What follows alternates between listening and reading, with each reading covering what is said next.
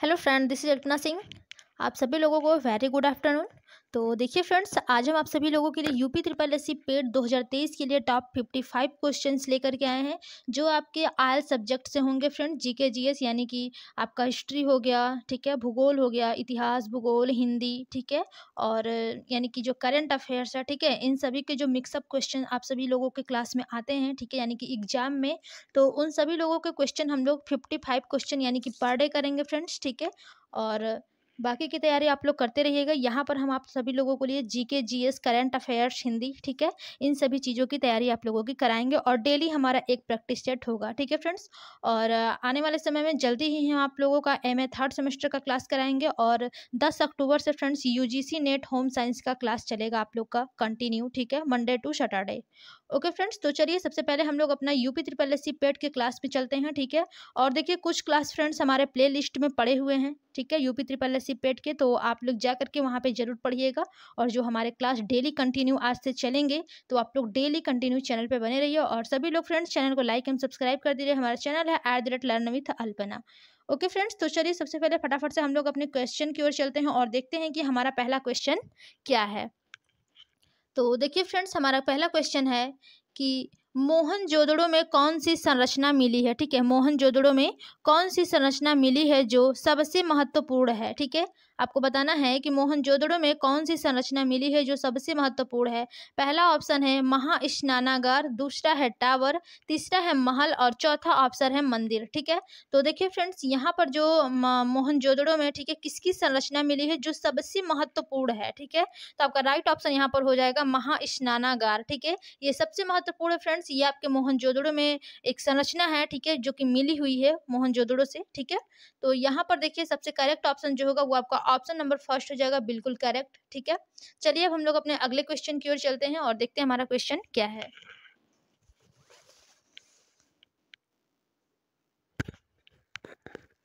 देखिए अगला क्वेश्चन है फ्रेंड्स कि खिज्र खां, ठीक है, खिज्र खां निम्नलिखित में से किस राजवंश से संबंधित था। यानी कि जो खिज्र खां था फ्रेंड्स, ठीक है, वो किस राजवंश से संबंधित था। पहला ऑप्शन है गुलाम वंश, दूसरा है खिलजी वंश, तीसरा है सैयद वंश और चौथा है शाह वंश। तो देखिए फ्रेंड्स, जो खिज्र खां था, ठीक है, ये दिल्ली सल्तनत के सैयद वंश का संस्थापक था। कौन से वंश का फ्रेंड्स? सैयद वंश का, ठीक है। देखिए हम आप लोगों को लिख दे रहे हैं सैयद वंश का, ठीक है। ये सैयद वंश का संस्थापक था कौन? खिज्र खां, ठीक है।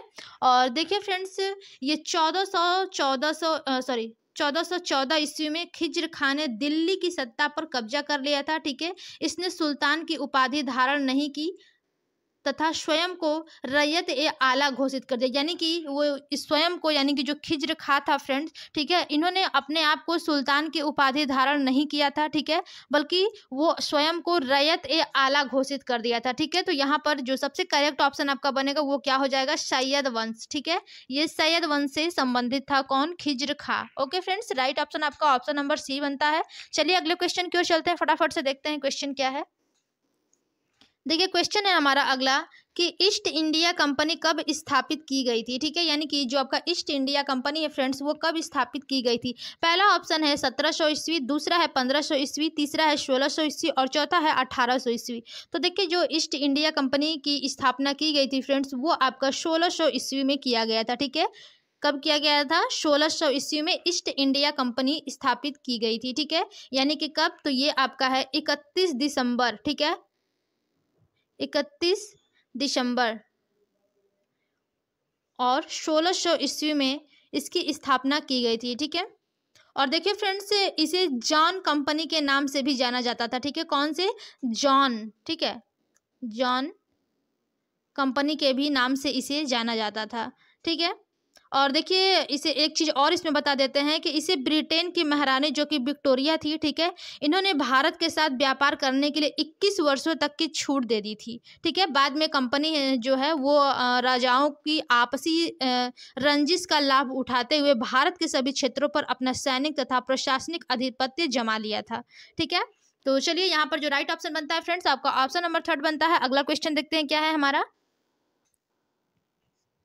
देखिए अगला क्वेश्चन है कि किसके शासनकाल में रुपए का सिक्का भारत में प्रथम बार ढाला गया। यानी कि किसके शासनकाल में जो रुपए का सिक्का, ठीक है, जो आपके सिक्के चलते हैं, ठीक है, वो प्रथम बार किसके शासनकाल में ढाला गया था। पहला ऑप्शन है शाहजहां, दूसरा है अकबर, तीसरा है शेर शाह सूरी और चौथा है अलाउद्दीन खिलजी। ठीक है, तो आपको बताना है फ्रेंड्स कि किसके शासनकाल में रुपए का जो सिक्का है, ठीक है, वो भारत में प्रथम बार ढाला गया था। तो वो देखिए आपके शेर शाह सूरी के शासनकाल में ढाला गया था। ठीक है फ्रेंड्स, यहाँ पर जो राइट ऑप्शन बनेगा आपका ऑप्शन नंबर 3 हो जाएगा, बिल्कुल करेक्ट। ठीक है, देखिए शेर शाह सूरी के शासनकाल में फ्रेंड्स रुपए का सिक्का भारत में सर्वप्रथम ढाला गया था। ठीक है, और जो शेर शाह सूरी है वो सूर्य साम्राज्य का संस्थापक था। ये कौन से साम्राज्य का फ्रेंड्स? तो सूर्य साम्राज्य का ये संस्थापक था। ठीक है, और उसके बचपन का नाम देखिए फरीद खां था। ये आपसे क्वेश्चन में पूछ सकता है कि शेर शाह सूरी के बचपन का नाम क्या था, तो आप लोग बता दीजिएगा कि फरीद खां था। ठीक है, फरीद खां, फरीद खान था नाम शेर शाह सूरी के बचपन का। ओके, चलिए अब हम लोग अपने अगले क्वेश्चन की ओर चलते हैं। फटाफट से क्वेश्चन को देखते हैं क्या है।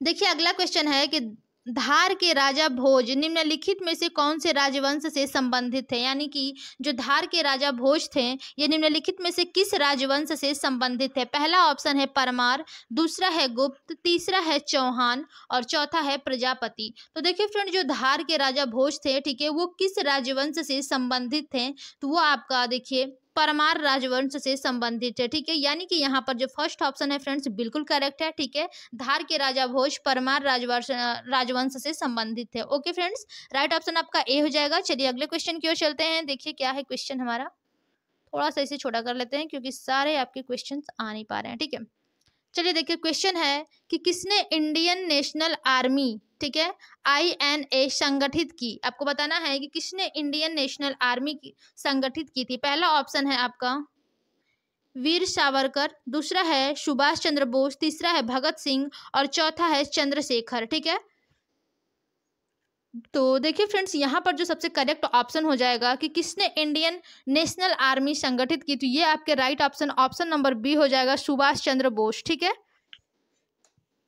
ऑप्शन हो जाएगा सेकंड, बिल्कुल करेक्ट फ्रेंड्स। और देखिए फ्रेंड्स, जो इंडियन नेशनल आर्मी यानी कि INA की स्थापना हुई है, ठीक है, ये कैप्टन मोहन सिंह ने सितंबर 1942 में सिंगापुर में की थी। ठीक है, और वर्ष 1943 में इसका नेतृत्व सुभाष चंद्र बोस को सौंपा गया था। ठीक है, तो यहाँ पर देखिए कि कैप्टन मोहन का कहीं नाम नहीं है। ठीक है, तो आपका सुभाष चंद्र बोस जो है वो बिल्कुल करेक्ट हो जाएंगे।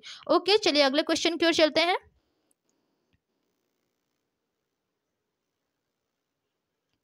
देखिए अगला क्वेश्चन है आपका कि स्वाभिमान आंदोलन, ठीक है, खाली स्थान द्वारा शुरू किया गया। यानी कि जो स्वाभिमान आंदोलन है वो किसके द्वारा शुरू किया गया है। पहला ऑप्शन है आपका स्वामी विवेकानंद, दूसरा है अंबेडकर, तीसरा है रामास्वामी नायकर, ठीक है, और चौथा है राजा राम मोहन राय। ठीक है, तो देखिए फ्रेंड, जो स्वाभिमान आंदोलन, ठीक है, किसके द्वारा शुरू किया गया था, तो ये आपका राइट ऑप्शन हो जाएगा कि रामास्वामी नायकर। ठीक है, इन्हीं के द्वारा देखिए स्वाभिमान आंदोलन स्टार्ट किया गया था। ठीक है फ्रेंड्स, तो यहाँ पर जो राइट ऑप्शन बनेगा वो आपका ऑप्शन नंबर 3 हो जाएगा, बिल्कुल करेक्ट। चलिए अगले क्वेश्चन की ओर चलते हैं। इसमें तो ऑप्शन ही नहीं आया है, चलिए ठीक है।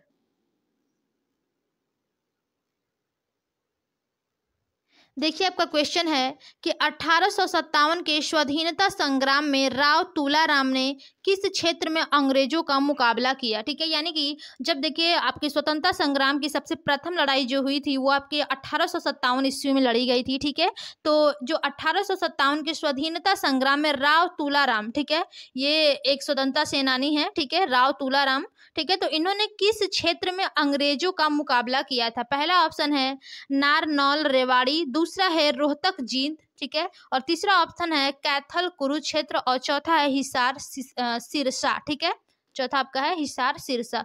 तो देखिए फ्रेंड, जो तुलाराम थे, ठीक है, इन्होंने किस क्षेत्र में अंग्रेजों का मुकाबला किया था। ठीक है, अंग्रेजों का मुकाबला, तो यहाँ पर देखिए जो सबसे करेक्ट ऑप्शन आपका बनेगा वो है नारनौल रेवाड़ी। ठीक है, इसी क्षेत्र में उन्होंने यानी कि जो तुलाराम थे, ठीक है, राव तुलाराम, ये अंग्रेजों से मुकाबला किया था। ठीक है, तो राइट ऑप्शन आपका फर्स्ट बनता है फ्रेंड्स। ओके, चलिए अगले क्वेश्चन की ओर चलते हैं और देखते हैं हमारा क्वेश्चन क्या है। देखिए क्वेश्चन है कि वर्ण का जाति से कोई लेना देना नहीं है, यह कथन किसने कहा था। ठीक है, यानी कि जो आपका ये स्टेटमेंट है, ठीक है, कथन कि वर्ण का जाति से कोई लेना देना नहीं है, यह कथन किसने कहा था। पहला ऑप्शन है जवाहरलाल नेहरू, दूसरा है सरदार पटेल, तीसरा है महात्मा गांधी और चौथा है लोकमान्य तिलक। ओके फ्रेंड्स, तो देखिए वर्ण का जाति से कोई लेना देना नहीं है, ये किसने कहा है, तो यहाँ पर देखिए जो राइट ऑप्शन होगा ये आपके महात्मा गांधी हैं। ठीक है, इन्होंने ही कहा है कि वर्ण का जाति से कोई लेना देना नहीं है। ठीक है, चलिए अगला क्वेश्चन देखते हैं फ्रेंड्स, क्या है क्वेश्चन हमारा। देखिए अगला क्वेश्चन है कि कलाम ए नैरंग, ठीक है, कलाम ए नैरंग द्वारा लिखी कविताओं का संकलन है। ठीक है, जब का देखिए जो कलाम ए नरंग है, ठीक है, इनके द्वारा लिखी कविताओं का संकलन है। पहला ऑप्शन है सैयद गुलाम भीख, दूसरा है मुरारी लाल शर्मा, तीसरा है अल्लामा मोहम्मद और चौथा है अल्ताफ हुसैन हाली। ठीक है, तो देखिए फ्रेंड्स यहाँ पर जो सबसे करेक्ट ऑप्शन बनेगा कि कलाम ए नरंग द्वारा लिखी कविताओं का संकलन है, तो यहाँ पर देखिए जो राइट ऑप्शन हो जाएगा वो आपका होगा सैयद गुलाम भीख। ठीक है, देखिए कलाम ए नरंग सैयद गुलाम भीख द्वारा लिखी गई कविताओं का संकलन है। ठीक है, और देखिए फ्रेंड्स ये जो संकलन है वर्ष 1982 में, ठीक है, आप लोग याद, सॉरी 1 मिनट, देखिए ये 1982, ठीक है, 1982 में कराची यानी कि पाकिस्तान से प्रकाशित हुआ था ये। ठीक है, और देखिए जो इसका पहला संस्करण था फ्रेंड्स वो आपका 1907 में, ठीक है, और जो दूसरा संस्करण था वो आपका 1917 ईस्वी में। ठीक है, और जो तीसरा संस्करण था, ठीक है, मोइनुद्दीन अकील द्वारा, ठीक है, वो 1982 यानी कि 1982 आप लोग कॉपी पेन लेकर फ्रेंड्स नोट करते जाइएगा। ठीक है, 1982 में विस्तृत रूप से प्रकाशित हुआ था। यानी कि फ्रेंड्स देखिए जो एक बार फिर से हम आप लोगों को समझाते रहे हैं कि कलाम ए नरंग, ठीक है, सैयद गुलाम भीख द्वारा लिखी गई कविताओं का संकलन है। ठीक है, और देखिए फ्रेंड्स ये जो संकलन है आपका ये 1982 में, ठीक है, 1982 में कराची यानी कि इस टाइम जो कराची है वो आपके पाकिस्तान में है। ठीक है, वहां से प्रकाशित हुई थी ये आपका पत्रिका। ठीक है, यानी कि जो भी कविता, ओके सॉरी पत्रिका नहीं है, कविता है। ठीक है, और देखिए फ्रेंड जो इनका पहला संस्करण वर्ष था, ठीक है, वो आपका 1907 था। ठीक है, ये आपका पहला था। ठीक है, और जो दूसरा था वो आपका 1917 था। ठीक है, और जो तीसरा संस्करण था वो 1982 था। ठीक है फ्रेंड्स, तो आप लोग याद रखेंगे। और इस पे देखिए थोड़ी सी राइटिंग मेरी नहीं बन रही है फ्रेंड्स, आई होप मेरी राइटिंग अच्छी है, बट यहाँ पर अच्छी नहीं हो रही है, बट आप लोग समझिएगा। ठीक है, कॉपी पेन लेकर बैठिए, मैं जो भी बोलती हूँ आप लोग ध्यान से सुना करिए। बहुत ही इंपॉर्टेंट क्वेश्चन आप लोगों को सॉल्व कराती हूँ फ्रेंड्स। ठीक है, अभी बहुत दिन क्या है, बहुत कम दिन आप लोगों के पास है, फिर भी हम कोशिश करेंगे कि आप लोग का 1,500-2 हजार क्वेश्चन प्रैक्टिस सेट करा दें, ताकि जीके जीएस में आप लोग का एक भी क्वेश्चन गलत ना हो। बहुत सी देखें जो लड़कियां हैं उन लोगों का मैथ रीजनिंग कमजोर है। ठीक है, इसलिए मैंने उसको छोड़ करके जीके जीएस अपनाया है। ठीक है, ताकि जो आप लोगों का कमजोर है, ठीक है, उसको हम लोग बखूबी अपना GK GS current affairs Hindi इस सब के क्वेश्चन एक भी हमारे गलत ना हो। ओके फ्रेंड्स, तो यहाँ पर देखिए जो राइट ऑप्शन बनेगा वो आपका ऑप्शन नंबर ए हो जाएगा, बिल्कुल करेक्ट। चलिए अगला क्वेश्चन की ओर चलते हैं और देखते हैं क्वेश्चन क्या है हमारा। देखिए अगला क्वेश्चन है कि सूर्य के सबसे निकटतम ग्रह है। ठीक है, सूर्य के सबसे निकटतम ग्रह कौन सा है। पहला ऑप्शन है बुध एवं मंगल, दूसरा है बुध एवं शुक्र, तीसरा ऑप्शन है पृथ्वी एवं बुध और चौथा है बुध एवं वरुण। तो देखिए फ्रेंड जो जो सूर्य के सबसे निकट ग्रह है, ठीक है, वो देखिए सबसे निकट ग्रह कौन सा है, बुध है, उसके बाद कौन सा आता है, शुक्र आता है। ठीक है, तो राइट ऑप्शन जो बनेगा वो आपका ऑप्शन नंबर 1 हो जाएगा, बिल्कुल सेकंड हो जाएगा, बिल्कुल करेक्ट। ठीक है, चलिए अगला क्वेश्चन देखते हैं। और देखिए फ्रेंड्स 1 मिनट और, देखिए जो शुक्र है, ठीक है, इसी को देखिए भोर का एवं साज का तारा भी कहा जाता है। ठीक है, और शुक्र को ही चमकीला ग्रह भी कहा जाता है। ठीक है, आप लोग ध्यान दीजिएगा। और जो बुध है फ्रेंड्स ये देखिए आपका सबसे छोटा ग्रह है। ठीक है, बुध जो है वो सबसे छोटा ग्रह है। ओके, चलिए अगला क्वेश्चन देखते हैं क्या है। देखिए अगला क्वेश्चन है कि निम्नलिखित में से किस पर्वतीय श्रेणी पर, ठीक है, निम्नलिखित में से किस पर्वतीय श्रेणी पर डोडा बेट्टा चोटी स्थित है। ठीक है, ये जो डोडा बेट्टा है फ्रेंड्स ये एक चोटी है। ठीक है, आपको बताना है किस पर्वतीय श्रेणी पर स्थित है। पहला ऑप्शन है नीलगिरी पहाड़ियां, दूसरा है करडामम पहाड़ियां, ठीक है, और तीसरा है अन्नामलाई पहाड़ियां, चौथा है नल्लामल पहाड़ियां। ठीक है, तो देखिए जो आपका फ्रेंड्स डोडा बेट्टा है, ठीक है, डोडा बेट्टा, नाम थोड़ा सा अटपटा है फ्रेंड्स, फिर भी हम लोग चलिए पढ़ते रहेंगे, ठीक है, आगे करते रहेंगे। तो देखिए जो डोडा बेट्टा चोटी है ये आपका नीलगिरी पहाड़ी पर स्थित है, ठीक है। तो जो राइट ऑप्शन बनेगा फ्रेंड्स ऑप्शन नंबर ए हो जाएगा, बिल्कुल करेक्ट आपका। ओके, चलिए अगले क्वेश्चन की ओर चलते हैं और देखते हैं हमारा क्वेश्चन क्या है।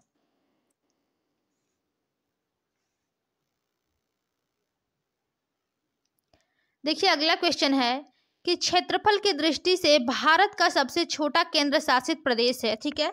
देखिए जो क्षेत्रफल की दृष्टि से भारत का सबसे छोटा केंद्र शासित प्रदेश है, सबसे पहले आप लोग जान लीजिए कि जो आपका केंद्र शासित प्रदेश है फ्रेंड्स ये आपका 8 है, ठीक है, और जो आपके राज्य हैं वो आपके 28 हैं, ठीक है।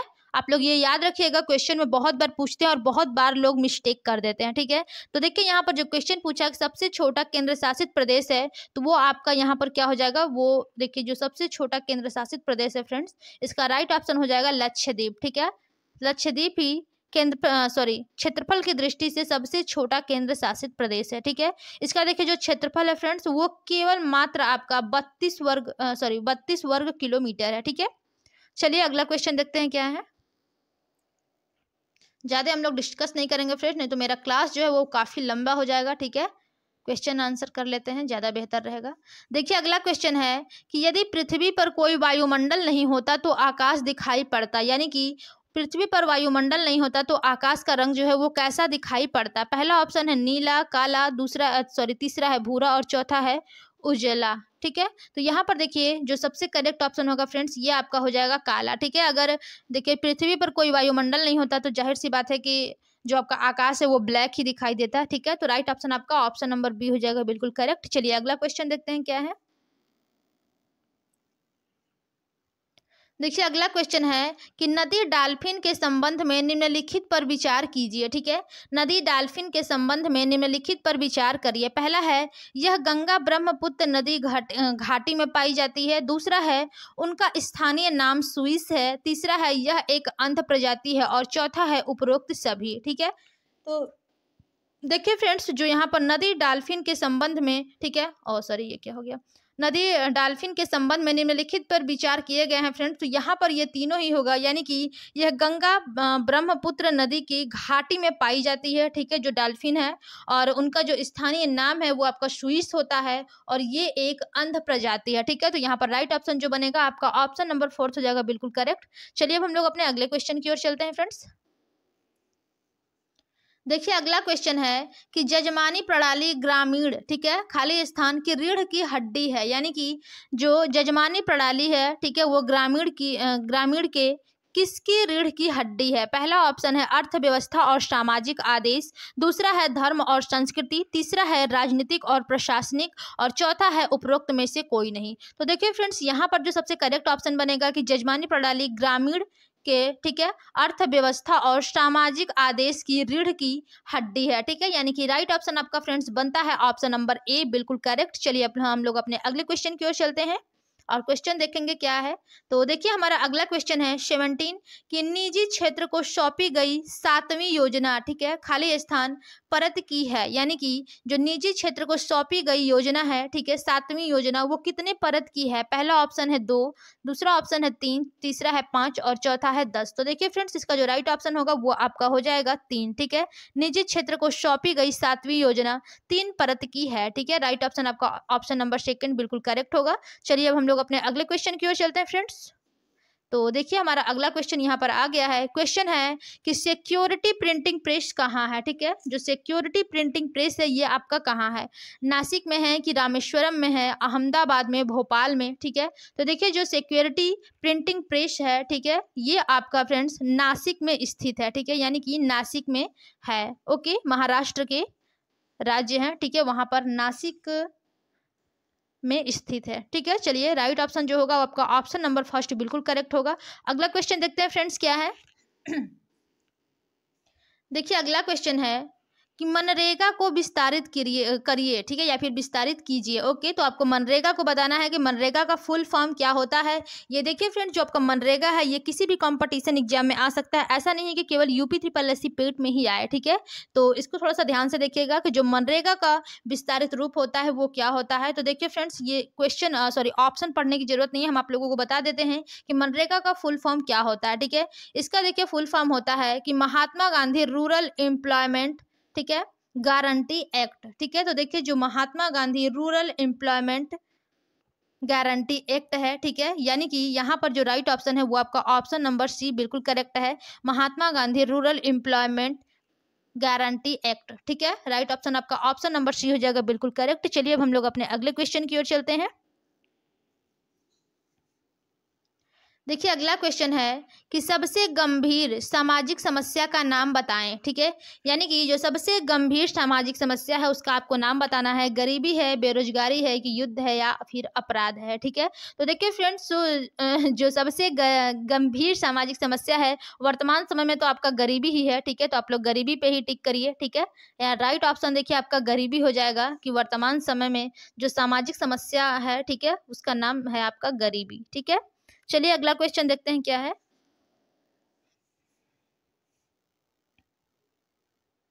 देखिए अगला क्वेश्चन है वित्त आयोग, ठीक है, वित्त आयोग के बारे में है क्वेश्चन।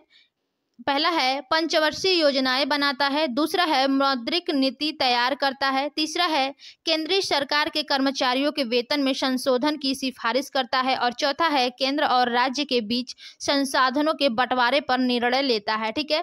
तो देखिए फ्रेंड्स, यहाँ पर जो करेक्ट ऑप्शन होगा जो वित्त है, ठीक है, वित्त आयोग है, ठीक है, ये आपका केंद्र और राज्यों के बीच संसाधनों के बंटवारे पर निर्णय लेता है, ठीक है। राइट ऑप्शन हो जाएगा ऑप्शन नंबर डी बिल्कुल करेक्ट। चलिए अगले क्वेश्चन की ओर चलते हैं और देखते हैं हमारा क्वेश्चन क्या है। ओके फ्रेंड्स, और सभी लोग चैनल को लाइक एंड सब्सक्राइब करते रहिए, सभी को शेयर करते रहिए। कंटिन्यू हम लोग अपने चैनल पर डेली प्रैक्टिस सेट सॉल्व करेंगे। ओके, चलिए क्वेश्चन है कि सर्वोच्च न्यायालय द्वारा घोषित कानून देश में सभी न्यायालयों पर बाध्यकारी है, कौन सा अनुच्छेद इससे संबंधित है, ठीक है। देखिए पहला ऑप्शन है 214, दूसरा है 226, तीसरा है 141 और चौथा है 324। तो आपको देखिए फ्रेंड्स, क्वेश्चन क्या पूछा है कि सर्वोच्च न्यायालय द्वारा घोषित कानून देश में सभी न्यायालयों पर बाध्यकारी है, कौन सा अनुच्छेद इससे संबंधित है, ठीक है। तो यहाँ पर देखिए जो सबसे राइट ऑप्शन होगा ये आपका अनुच्छेद 141 होगा, ठीक है। करेक्ट ऑप्शन जो होगा वो आपका ऑप्शन नंबर सी होगा कि देखिए भारतीय संविधान के अनुच्छेद 141 में सर्वोच्च न्यायालय द्वारा घोषित विधि या फिर कानून को भारत के सभी न्यायालयों पर बाध्यकारी माना गया है। ओके फ्रेंड्स, चलिए अगला क्वेश्चन देखते हैं। यहाँ पर राइट ऑप्शन जो होगा वो आपका ऑप्शन नंबर सी हो जाएगा बिल्कुल करेक्ट। देखिए हमारा अगला क्वेश्चन है कि राज्य का कार्यकारी प्रमुख है, ठीक है, जो राज्य का कार्यकारी है वो प्रमुख है। पहला ऑप्शन है मुख्यमंत्री, दूसरा है राज्यपाल, तीसरा है राष्ट्रपति और चौथा है प्रधानमंत्री। तो देखिए फ्रेंड, जो राज्य का कार्यकारी प्रमुख होता है वो कौन होता है, तो वो आपका राज्यपाल होता है, राज्य का प्रमुख कार्यकारी, ठीक है। तो यहाँ पर देखिए करेक्ट ऑप्शन आपका ऑप्शन नंबर सेकेंड बिल्कुल करेक्ट होगा फ्रेंड्स। चलिए अगला क्वेश्चन देखते हैं क्या है।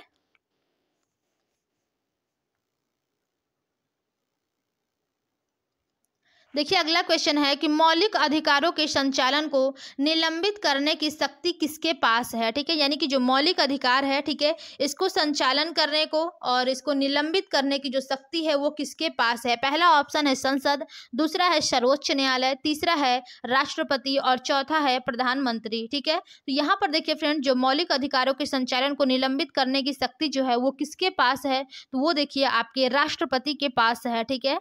यानी कि देखिए जो 44वां संशोधन हुआ था, ठीक है, संविधान संशोधन 1978 में, ठीक है, इसके द्वारा जो राष्ट्रीय आपात की स्थिति है, ठीक है, वो होने पर अनुच्छेद 20 व 21 को छोड़कर शेष मूल अधिकारों को राष्ट्रपति अस्थायी रूप से निलंबित कर सकता है, ठीक है फ्रेंड्स। किसको छोड़ करके, अनुच्छेद 20 व 21 को छोड़ करके। ओके, चलिए यहाँ पर देखिए सी ऑप्शन बिल्कुल करेक्ट है। अगला क्वेश्चन देखते हैं क्या है।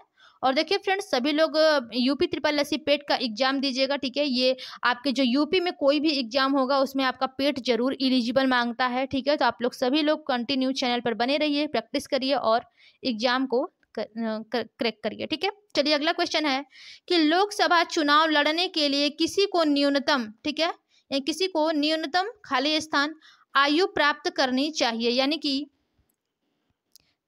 जो आपका लोकसभा चुनाव लड़ने वाला व्यक्ति है, ठीक है, उसको कितनी न्यूनतम आयु प्राप्त करनी चाहिए। पहला ऑप्शन है 22 वर्ष, दूसरा है 24 वर्ष, तीसरा है 25 और चौथा है 30 वर्ष। ठीक है, तो देखिए फ्रेंड्स, यहाँ पर जो सबसे करेक्ट ऑप्शन होगा कि लोकसभा का चुनाव लड़ने के लिए, ठीक है, न्यूनतम आयु प्राप्त करनी चाहिए, ठीक है, तो वो आपका 25 वर्ष होगा। ठीक है, राइट ऑप्शन आपका थर्ड ऑप्शन बिल्कुल करेक्ट होगा। चलिए अब हम लोग अपने अगले क्वेश्चन की ओर चलते हैं फ्रेंड्स।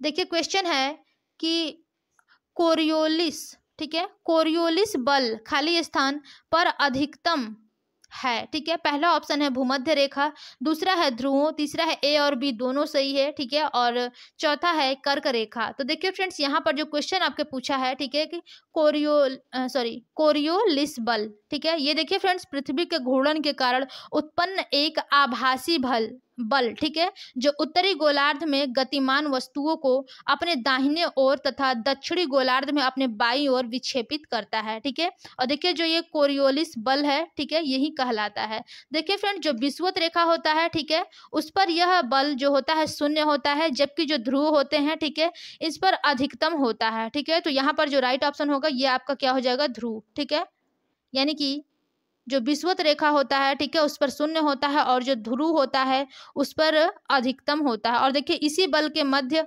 अक्षांशीय चक्रवातों यानी कि हरिकेन तथा चक्रवातों जैसी वातावरणीय परिघटनाओं के प्रवाह की दिशा निर्धारित होती है। ओके फ्रेंड्स, तो यहाँ पर देखिए जो राइट ऑप्शन होगा वो आपका ऑप्शन नंबर 2 बिल्कुल करेक्ट होगा। चलिए अब हम लोग अपने अगले क्वेश्चन की ओर चलते हैं। देखिए अगला क्वेश्चन है आपका कि एक गतिशील बस में अचानक ब्रेक लगने से सवारी आगे की ओर झुक जाता है। यानी कि कोई एक गतिशील बस है, चल रही है बस, ठीक है, अचानक से ब्रेक लगा और जो सवारी है वो आगे की ओर झुक जाता है। ठीक है, तो यह किस नियम का पालन करती है। ठीक है, पहला ऑप्शन है न्यूटन के प्रथम नियम का, दूसरा है न्यूटन के द्वितीय नियम का, तीसरा है न्यूटन के तृतीय नियम का और चौथा है संवेग के नियम का। ठीक है, तो देखिए फ्रेंड, जो एक गतिशील बस है उसमें अचानक ब्रेक लगने पर जो सवारी है वो आगे की ओर झुक जाता है। ठीक है, तो ये आपके न्यूटन के प्रथम नियम का पालन करता है। ठीक है, यानी कि फर्स्ट ऑप्शन जो है वो बिल्कुल करेक्ट हो जाएगा। ओके फ्रेंड्स, चलिए अब हम लोग अपने अगले क्वेश्चन की ओर चलते हैं। और देखिए हमारा अगला क्वेश्चन है, पहले ही देखिए खाली स्थान दिया है, उसके बाद है बोरेक्स के निर्माण में प्रयुक्त होता है। ठीक है, पहला ऑप्शन है धावन सोडा, यहाँ पर फ्रेंड्स धावन रहेगा। ठीक है, धावन सोडा, दूसरा है बेकिंग सोडा, तीसरा है ब्राइन और चौथा है बेकिंग पाउडर। तो देखिए फ्रेंड, जो बोरेक्स के निर्माण में प्रयुक्त होता है वो क्या प्रयुक्त होता है। ठीक है, तो ये आपका ब्राइन जो है यही प्रयुक्त होता है। ठीक है, ब्राइन ही बोरेक्स के निर्माण में प्रयुक्त होता है। ठीक है, चलिए अगला क्वेश्चन देखते हैं। और देखिए फ्रेंड, जो ब्राइन होता है यह एक उच्च सांद्रता वाला नमक है। ठीक है, चलिए अगले क्वेश्चन की ओर चलते हैं। ओ माय गॉड, ये क्या हो रहा है। चलिए ठीक है, अगला क्वेश्चन है फ्रेंड्स कि सामान्यतः एक स्वस्थ वयस्क में वृक्क में आरंभिक निस्यंद लीटर प्रतिदिन के लगभग होता है। पहला ऑप्शन है 60, दूसरा है 120, तीसरा है 180 और चौथा है 90। ठीक है, तो देखिए फ्रेंड्स, यहाँ पर जो सबसे करेक्ट ऑप्शन होगा वो आपका हो जाएगा 180। ठीक है, यानी कि देखिए जो मनुष्य के शरीर में एक जोड़ी वृक्क, ठीक है, यानी कि जो किडनी होते हैं, ठीक है फ्रेंड्स, जो उदर गुहा के पृष्ठ भाग में, ठीक है, पृष्ठ भाग में डायाफ्राम के नीचे कशेरुक दंड के दोनों ओर यानी कि दाएं और बाएं स्थित होते हैं। ठीक है, और देखिए जो ये वृक्क होता है यह अधिकांश जीव जंतुओं के शरीर का आवश्यक उत्सर्जी अंग होता है। ओके फ्रेंड्स, और देखिए जो वृक्क होता है ये एक दिन में 180 लीटर, ठीक है, अल्ट्रा फिल्ट्रेट उत्पन्न करते हैं। ओके, तो यहाँ पर राइट ऑप्शन जो बनेगा आपका ऑप्शन नंबर 3 हो जाएगा, बिल्कुल करेक्ट। चलिए अब हम लोग अपने अगले क्वेश्चन की ओर चलते हैं।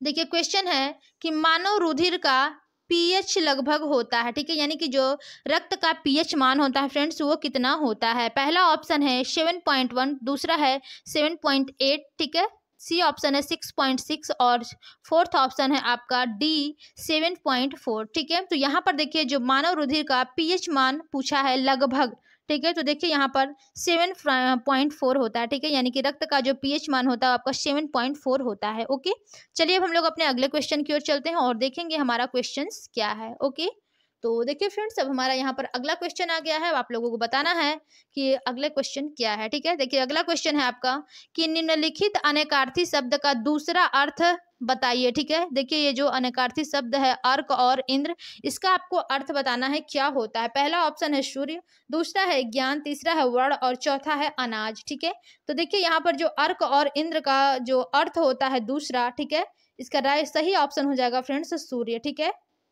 ऑप्शन नंबर ए जो है वो बिल्कुल करेक्ट है। चलिए अगले क्वेश्चन की ओर चलते हैं।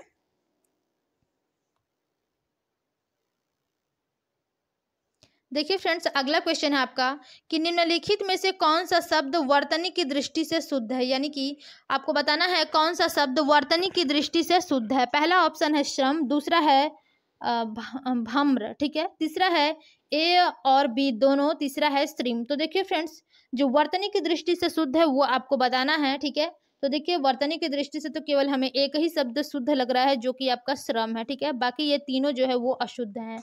ठीक है, तो यहाँ पर ये गलत होगा। राइट ऑप्शन जो होगा वो आपका ऑप्शन नंबर ए बिल्कुल करेक्ट होगा। चलिए अब हम लोग अपने अगले क्वेश्चन की ओर चलते हैं।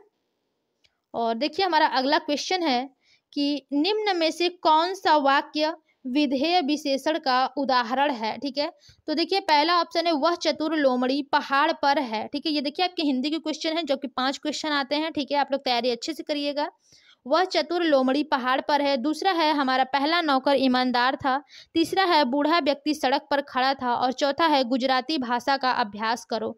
तो देखिए फ्रेंड्स, यहाँ पर जो विधेय विशेषण का उदाहरण पूछा है, इसका जो राइट ऑप्शन होगा वो आपका ऑप्शन नंबर बी हो जाएगा कि हमारा पहला नौकर ईमानदार था। ठीक है, बाकी ये कोई भी विधेय विशेषण का उदाहरण नहीं है। ठीक है, तो जो राइट ऑप्शन है वो आपका ऑप्शन नंबर बी हो जाएगा बिल्कुल करेक्ट। चलिए अब हम लोग अपने अगले क्वेश्चन की तैयारी अगला क्वेश्चन देखते हैं क्या है।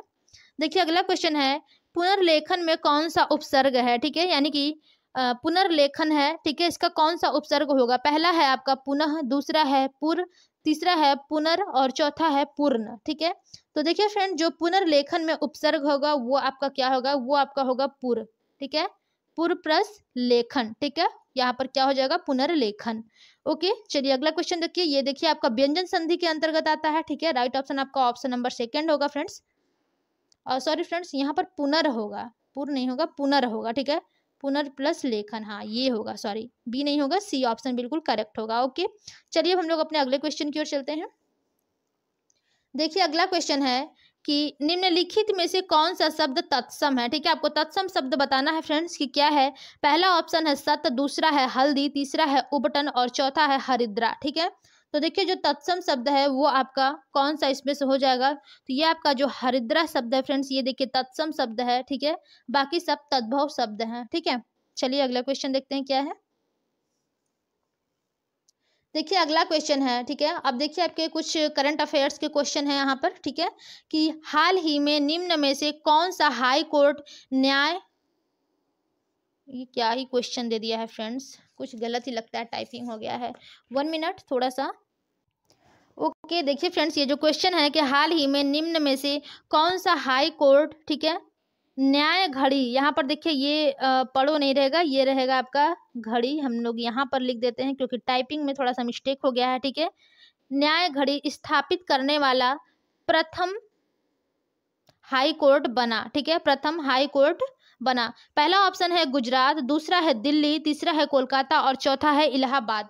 तो देखिए फ्रेंड्स, यहाँ पर जो सबसे करेक्ट ऑप्शन होगा वो होगा आपका गुजरात। ठीक है, देखिए जो हाल ही में, ठीक है, कौन सा हाई कोर्ट न्याय घड़ी स्थापित करने वाला भारत का हाई कोर्ट बना है, तो ये आपका गुजरात है। ठीक है, जो कि न्याय घड़ी, ठीक है, स्थापित करने वाला भारत का प्रथम हाई कोर्ट बना है। ओके, तो राइट ऑप्शन जो होगा वो आपका ऑप्शन नंबर ए हो जाएगा बिल्कुल करेक्ट। चलिए अगला क्वेश्चन देखते हैं क्या है। देखिए अगला क्वेश्चन है कि निम्न में से किसे भारतीय अंतरिक्ष अनुसंधान संगठन इसरो के नए चीफ के रूप में नियुक्त किया गया। ठीक है, देखिए आप सभी लोगों के ये करंट अफेयर्स के क्वेश्चन है। ठीक है, 10 आपके करंट अफेयर्स के क्वेश्चन आएंगे, जिसका करंट अफेयर्स टॉप में यानी कि तैयार है वो अपना 10 में 10 क्वेश्चन सही करके 10 नंबर ले सकता है। ठीक है, तो देखिए इसरो के नए चीफ के रूप में नियुक्त किया गया है। पहला ऑप्शन है एस सोमनाथन। ठीक है, दूसरा है सौम्या मासेलकर। ठीक है, और दूसरा है मनिंद्र स्वामीनाथन और चौथा है के शिवान। ठीक है, तो यहाँ पर देखिए फ्रेंड्स, जो आपके इसरो के नए चीफ के रूप में नियुक्त किए गए हैं, ठीक है, वो कौन है? तो वो आपके देखिए यहाँ पर सोमनाथन साहब हैं, ठीक है। यानी कि राइट ऑप्शन जो है वो आपका ऑप्शन नंबर फर्स्ट हो जाएगा, बिल्कुल करेक्ट। ओके, चलिए अगला क्वेश्चन देखते हैं क्या है। देखिए फ्रेंड्स, हमारा अगला क्वेश्चन है, ये भी देखिए आपके करंट अफेयर्स का क्वेश्चन है कि हाल ही में भारतीय रेलवे के नए यात्रियों के खोए हुए सामान को ट्रैक करने के लिए किस मिशन को लॉन्च किया गया है? यानी कि जो रेलवे यात्रियों के खोए हुए सामान थे, ठीक है, उसको ट्रैक करने के लिए किस मिशन को लॉन्च किया गया था?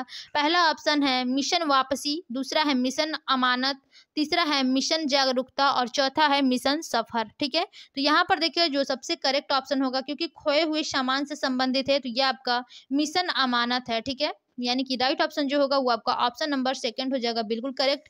चलिए अगले क्वेश्चन की ओर चलते हैं। और देखिए फ्रेंड्स, अगला क्वेश्चन है कि ब्रिक्स नव विकास बैंक, ठीक है, ब्रिक्स नव विकास बैंक ने निम्न में से किन देश को नए सदस्य के रूप में शामिल किया है? पहला ऑप्शन है उज्बेकिस्तान, दूसरा है कतर, तीसरा है मिस्र और चौथा है इजराइल, ठीक है। तो देखिए जो ब्रिक्स नव विकास बैंक ने, ठीक है, निम्न में से किन नए देश को, ठीक है, यानी कि या फिर आप ऐसे बोल सकते हैं किन देश को नए सदस्य के रूप में शामिल किया है? तो यहाँ पर देखिए जो राइट ऑप्शन बनेगा फ्रेंड्स वो आपके मिस्र को शामिल किया है, ठीक है। यानी कि नए सदस्य के रूप में मिस्र को शामिल किया गया है। ओके, यानी कि थर्ड ऑप्शन जो है बिल्कुल करेक्ट है। चलिए अगले क्वेश्चन की ओर चलते हैं फ्रेंड्स। और देखिए हमारा अगला क्वेश्चन है कि निम्न में से किस राज्य को खेलो इंडिया 2023 की मेजबानी सौंपी गई है? ठीक है, आपको बताना है कि खेलो इंडिया 2023 की मेजबानी किसको सौंपी गई है। पहला ऑप्शन है तेलंगाना, दूसरा है मध्य प्रदेश, तीसरा है उत्तर प्रदेश और चौथा है ओडिशा। तो देखिए फ्रेंड, जो खेलो इंडिया 2023 की मेजबानी सौंपी गई है वो किसे सौंपी गई है? तो वो आपके मध्य प्रदेश को सौंपी गई है, ठीक है। राइट ऑप्शन जो होगा वो आपका ऑप्शन नंबर सेकंड हो जाएगा, बिल्कुल करेक्ट। चलिए अगले क्वेश्चन की ओर चलते हैं। देखिए अगला क्वेश्चन है, विश्व हिंदी दिवस कब मनाया जाता है? ठीक है, विश्व हिंदी दिवस कब मनाया जाता है फ्रेंड्स? 12 जनवरी, 20 जनवरी, 10 जनवरी और 15 जनवरी। तो देखिए जो विश्व हिंदी दिवस मनाया जाता है वो आपके 10 जनवरी को मनाया जाता है, ठीक है। यानी कि ऑप्शन नंबर हो जाएगा थर्ड, बिल्कुल करेक्ट। और जो आपका एक राष्ट्रीय हिंदी दिवस है वो आपका 14 सितंबर को मनाया जाता है। ओके, यहाँ पर विश्व हिंदी है वो आपका 10 जनवरी को मनाया जाता है। चलिए अगले क्वेश्चन की ओर चलते हैं।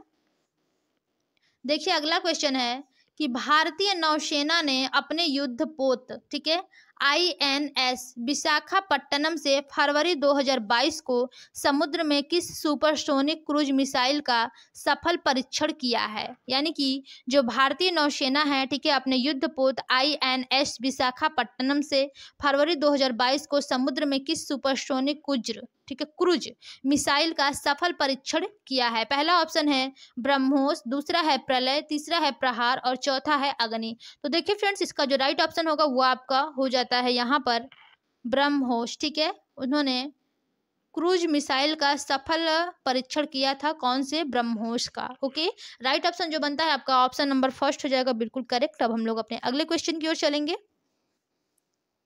देखिए हमारा अगला क्वेश्चन है, थोड़ा सा क्वेश्चन लॉन्ग है फ्रेंड्स, ठीक है। देखिए क्वेश्चन है कि फरवरी 2022 में रूस व यूक्रेन के दौरान यूक्रेन को भारतीय नागरिकों व छात्रों को वापस लाने के लिए भारत सरकार द्वारा कौन सा ऑपरेशन चलाया गया? ठीक है, पहला ऑप्शन है ऑपरेशन एग्जिट, दूसरा है ऑपरेशन गंगा, तीसरा है ऑपरेशन समर्थ और चौथा है इनमें से कोई नहीं। तो देखिए फ्रेंड्स, यहाँ पर जो सबसे करेक्ट ऑप्शन होगा वो आपका हो जाएगा ऑपरेशन गंगा, ठीक है। ये जो फरवरी 2022 में रूस व यूक्रेन के दौरान जो यूक्रेन को भारतीय नागरिकों व छात्रों को वापस लाने के लिए भारत सरकार द्वारा ऑपरेशन चलाया गया था, उसका नाम था ऑपरेशन गंगा, ठीक है। तो यहाँ पर देखिए जो राइट ऑप्शन बनेगा वो आपका ऑप्शन नंबर सेकंड हो जाएगा, बिल्कुल करेक्ट फ्रेंड्स। चलिए अब हम लोग अपने अगले क्वेश्चन की ओर देखते हैं क्या है। देखिए अगला क्वेश्चन है, ये भी आपके करंट अफेयर से ये है, ठीक है, कि महिला विश्व कप 2022 का विजेता कौन बना है? ठीक है, यानी कि जो महिला विश्व कप 2022 का विजेता है वो कौन बना है? पहला ऑप्शन है ऑस्ट्रेलिया, दूसरा है इंग्लैंड, तीसरा है साउथ अफ्रीका और चौथा है भारत, ठीक है। तो यहाँ पर देखिए जो महिला विश्व कप 2022 का विजेता बना है फ्रेंड्स वो आपका ऑस्ट्रेलिया है, ठीक है। ऑस्ट्रेलिया के महिलाओं ने, ठीक है, विश्व कप 2022 की विजेता हुई है, ठीक है। चलिए राइट ऑप्शन जो है वो आपका ऑप्शन नंबर फर्स्ट बिल्कुल करेक्ट है। अगला क्वेश्चन देखेंगे क्या है।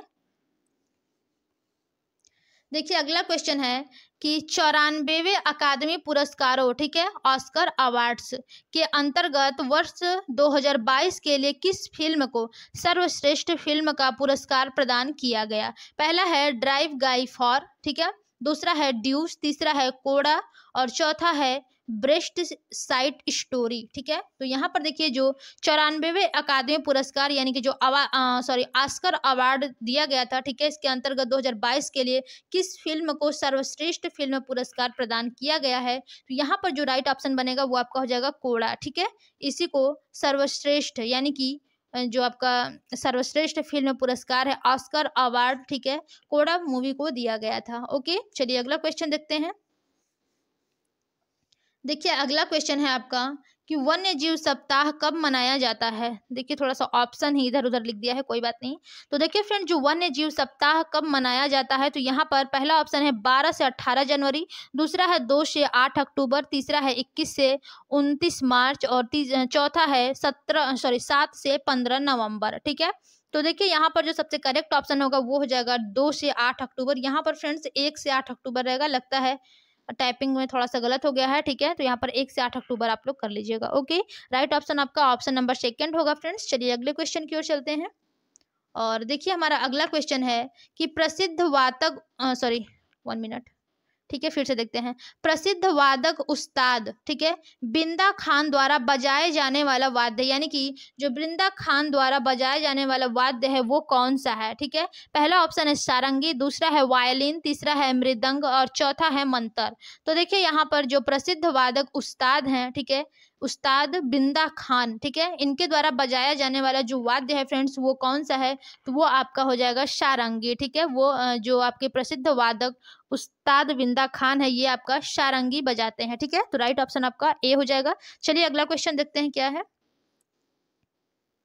अजीब ही यहाँ पर आज टाइपिंग किया गया है फ्रेंड्स। चलिए कोई बात नहीं, अगली क्लास से हम ज़्यादा बेहतरीन तरीके से ध्यान देंगे, ठीक है। क्वेश्चन है कि ठीक है, क्वेश्चन है विंबलडन, ठीक है, विंबलडन टेनिस प्रतिस्पर्धा प्रत्येक वर्ष किस देश में होती है? पहला ऑप्शन है आपका 1 मिनट फ्रेंड्स, इसमें देखिए, चलिए ऐसा करते हैं हम लोग कि इस क्वेश्चन को हम लोग अभी कट कर देते हैं, ठीक है, क्योंकि इसमें बहुत ही गलतियां हैं, ठीक है। अगला क्वेश्चन देखेंगे हम लोग, इस क्वेश्चन को अगले क्लास में हम लोग रिपीट कर देंगे, ठीक है। देखिए क्वेश्चन है कि पहला खाली स्थान है, ठीक है, उसके बाद है ने गूगा कथा के संस्करण को एकत्रित करने और भारतीय पुरातत्व 1995 में प्रकाशित करने में योगदान दिया। पहला ऑप्शन है मेजर जे एबर्ट, दूसरा है विलियम क्रुक, तीसरा है चार्ल्स सिनर्टन, ठीक है, और चौथा है रिचर्ड कॉर्नक, ठीक है। तो यहाँ पर देखिए फ्रेंड्स, गूगा कथा के संस्करण को एकत्रित करने और भारतीय पुरातत्व 1995 में प्रकाशित करने में योगदान दिया किसने? ठीक है, तो यहाँ पर देखिए जो राइट ऑप्शन आपका बनेगा वो हो जाएगा विलियम क्रुक, ठीक है। राइट ऑप्शन जो होगा वो आपका ऑप्शन नंबर सेकंड बिल्कुल करेक्ट हो जाएगा फ्रेंड्स। चलिए अगले क्वेश्चन की ओर चलते हैं और देखते हैं क्वेश्चन क्या है। देखिए अगला क्वेश्चन है कि नई दिल्ली स्थित, ठीक है, नई दिल्ली स्थित राष्ट्रपति भवन का उद्यान मुगल गार्डन की अभिकल्पना किसने की थी? यानी कि जो नई दिल्ली स्थित राष्ट्रपति भवन है, ठीक है, उद्यान मुगल गार्डन की अभिकल्पना किसने की थी? पहला ऑप्शन है सर एडविन लुटियंस ने, दूसरा है लॉर्ड कर्जन, तीसरा है शाहजहां और चौथा है लेडी हार्डिंग, ठीक है। तो यहाँ पर देखिए जो सबसे करेक्ट ऑप्शन आपका बनेगा फ्रेंड्स वो हो जाएगा सर एडविन लुटियंस। इन्होंने ही देखिए राष्ट्रपति भवन का उद्यान यानी कि जो मुगल गार्डन है, ठीक है, इसकी अभिकल्पना की थी। किसने किया था? सर एडविन लुटियंस ने। ओके, चलिए अगला क्वेश्चन देखते हैं क्या है। 1 मिनट फ्रेंड्स, थोड़ा सा, ठीक है।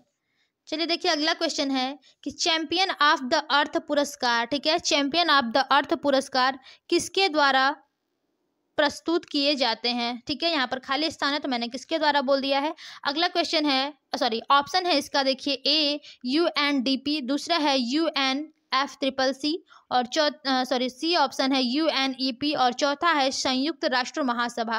तो देखिए फ्रेंड जो आपका चैंपियन ऑफ द अर्थ पुरस्कार है, ठीक है, ये किसके द्वारा प्रस्तुत किए जाते हैं? तो ये आपके UNEP के द्वारा प्रस्तुत किए जाते हैं चैंपियन ऑफ द अर्थ पुरस्कार। ओके, राइट ऑप्शन आपका थर्ड हो जाएगा फ्रेंड्स। चलिए अगले क्वेश्चन की ओर चलते हैं। देखिए अगला क्वेश्चन है कि एशियन ड्रामा के लेखक कौन है। ठीक है, आपको बताना है कि एशियन ड्रामा के लेखक कौन है। पहला ऑप्शन है कार्ल मार्क्स, दूसरा है मैक्स वेबर, और तीसरा है गुन्नार मिडल, और चौथा है नीरद सी चौधरी। ठीक है, तो देखिए फ्रेंड्स, ये जो आपके एशियन ड्रामा के लेखक हैं वो आपके गुन्नार मिडल साहब हैं। ठीक है, राइट ऑप्शन जो होगा वो आपका ऑप्शन नंबर सी हो जाएगा, बिल्कुल करेक्ट फ्रेंड्स। चलिए अब हम लोग अपने अगले क्वेश्चन की ओर चलते हैं। और देखिए अगला क्वेश्चन है कि मणिपुर की आयरन लेडी के नाम से किसे जाना जाता है। ठीक है, देखिए जो मणिपुर की आयरन लेडी हैं, ठीक है, इनको किस नाम से जाना जाता है। ठीक है, तो पहला ऑप्शन है मैरी कॉम, और दूसरा है बीना लक्ष्मी नेप्राम, तीसरा है नलिनी बाल देवी, और चौथा है इरोम शर्मिला। तो देखिए फ्रेंड्स, जो मणिपुर की आयरन लेडी के नाम से जाना जाता है, ठीक है, यानी कि जो आयरन लेडी हैं, ठीक है, ये कौन है इन चारों में से। ठीक है, किसको जाना जाता है आयरन लेडी के नाम से। तो देखिए यहाँ पर जो करेक्ट ऑप्शन है आपका इरोम शर्मिला। ठीक है, इनको ही आयरन लेडी के नाम से जाना जाता है। ठीक है, ये क्यों जाना जाता है, ठीक है, कैसे जाना जाता है, इसकी बारे में हम आप लोग को अगली क्लास में जानकारी देंगे। ठीक है, अभी फिलहाल के लिए आप लोग इतना जानते रहिए कि जो आयरन लेडी के नाम से जाना जाता है वो है आपकी इरमोन शर्मिला। ठीक है, चलिए अगला देखते हैं क्या है इरोम शर्मिला। अगला क्वेश्चन है आपका, ठीक है, दोनों क्वेश्चन आ गए हैं एक ही पेज पे। क्वेश्चन है कि गुट निरपेक्ष यानी कि NAM, ठीक है, देशों का प्रथम शिखर सम्मेलन कहाँ आयोजित हुआ था। यानी कि गुट निरपेक्ष देशों का प्रथम शिखर सम्मेलन कहाँ आयोजित हुआ था। पहला ऑप्शन है बेलग्रेड, दूसरा है न्यूयॉर्क, तीसरा है नई दिल्ली, और चौथा है जिनेवा। तो देखिए फ्रेंड्स, इसका जो सबसे करेक्ट ऑप्शन होगा वो आपका है बेलग्रेड। ठीक है, बेलग्रेड में ही देखिए गुट निरपेक्ष देशों का प्रथम शिखर सम्मेलन आयोजित हुआ था। ओके, चलिए अगला क्वेश्चन देखते हैं क्या है। देखिए अगला क्वेश्चन है कि लोकसभा के पहले स्पीकर कौन थे। ठीक है, यानी कि लोकसभा के पहले सबसे पहले प्रथम स्पीकर कौन थे। पहला ऑप्शन है GV मावलंकर, दूसरा है सर्वपल्ली राधाकृष्णन, तीसरा है MN, ये तो कुछ और ही ऑप्शन है, चलिए इस ऑप्शन को ही हम लोग कट कर देते हैं। ठीक है, क्योंकि ये तो है नहीं। और चौथा है आपका डॉक्टर PV चेरियन। ठीक है, तो देखिए फ्रेंड, जो लोकसभा के पहले स्पीकर थे वो आपके GV मावलंकर साहब थे। ठीक है, तो राइट ऑप्शन आपका हो जाएगा ऑप्शन नंबर ए, बिल्कुल करेक्ट। चलिए फ्रेंड्स, आज के देखिए हमने अपने टॉप 55 क्वेश्चन कंप्लीट किए हैं। ठीक है, तो जो लोग अभी तक फ्रेंड्स हमारे चैनल पर अभी तक हमारे चैनल को लाइक एंड सब्सक्राइब नहीं किए वो लोग कर दीजिए। हमारा चैनल है @LearnWithAlpana। ओके फ्रेंड्स, तो सभी लोग कंटिन्यू चैनल पर बने रहिए और हम लोग रेगुलर अपने UP SSSC पैट 2023 के लिए तैयारी करेंगे। ठीक है, आज हमारा पहला क्लास था तो थोड़ा सा मिस्टेक हो सकता है फ्रेंड्स, बट कल से हम लोग और भी बेहतरीन तरीके से यानी कि जो हमारा क्लास है उसको एंजॉय करेंगे, पढ़ेंगे। ठीक है, और साथ में आप सभी लोग हमारे बने रहिए। ओके फ्रेंड्स, जो लोग अभी तक लाइक सब्सक्राइब नहीं किए हैं वो लोग कर दीजिए और अपने सभी दोस्तों में शेयर भी करिए। ठीक है, ताकि सभी लोगों को हेल्प मिल सके। ओके, तो चलिए फ्रेंड्स, आज के लिए बस इतना ही, मिलते हैं अपने अगली क्लास में, तब तक के लिए धन्यवाद।